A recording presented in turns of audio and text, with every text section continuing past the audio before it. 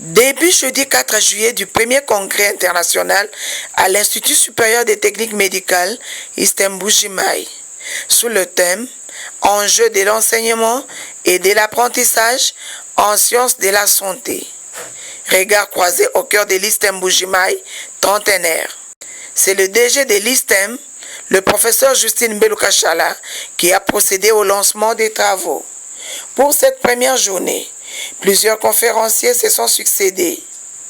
Le premier a été le professeur ordinaire Jean-Hélène de la CAI Leuven.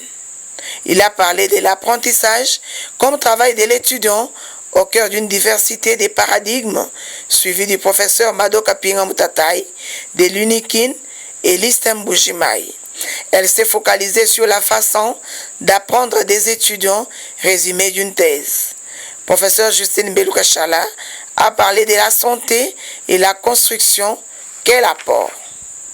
À l'issue de ces premiers jours du congrès, le professeur Justine Mbelu-Kachala, directeur général de l'ISTEM Mbuji-Mayi, fait le point. Nous avons organisé ces premiers congrès de l'ISTEM pour répondre à un besoin pressant, c'est la formation de l'enseignant.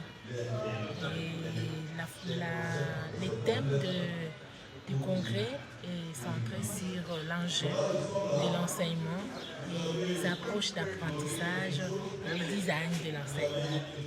Bien sûr, on se pointe, il y a des gens qui disent qu'ils sont enseignants, ils ont terminé, ils sont professeurs, mais on a besoin de comprendre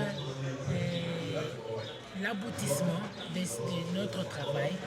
Est-ce que les étudiants, les apprenants arrivent à atteindre leurs objectifs quand ils sont en train de suivre les enseignements? C'est comme ça qu'on a fait appel aux spécialistes dans le domaine de l'enseignement. Mais ici, les thèmes, c'est l'enseignement aux sciences de santé.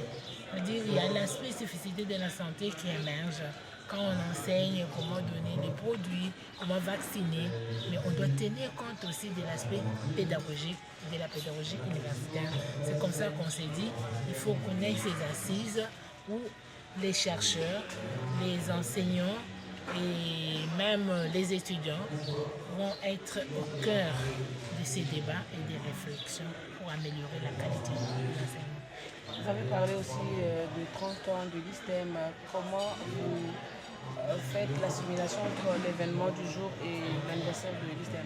Oui, ça fait 30 ans que l'ISTEM a ouvert ses portes ici au Kasaï. Plusieurs communautés se sont succédées. Il s'est fait que nous-mêmes, on est entré à l'ISTEM à la 10e année, c'est que ça fait 29 ans que nous sommes à l'ISTEM.